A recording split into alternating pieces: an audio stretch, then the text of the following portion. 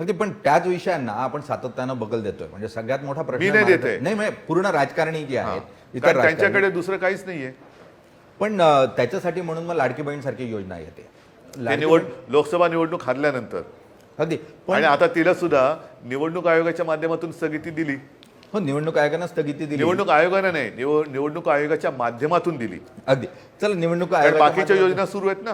पण तुमचा जो जाहीरनामा आहे आघाडीचा म्हणून, तो पण तर म्हणतो आम्ही 3000 देऊ म्हणून. देणार ना मग आम्ही. मग जर ते रेवड्या वाटत असतील तर तुम्ही काय वाटणार? मग आम्ही रेवड्या वाटत असेल तर ते काय वाटतात? तेही रेवड्याच वाटताय, पण आमच्या खिशातले पैसे जात आहेत म्हणून आमचं दुःख होतंय. म्हणून माझं तेच म्हणणं आहे की ते तुमचे पैसे जे जात आहेत ते पैसे येणार कसे? हे उद्योग गुजरातला नेऊन येणार आहेत का?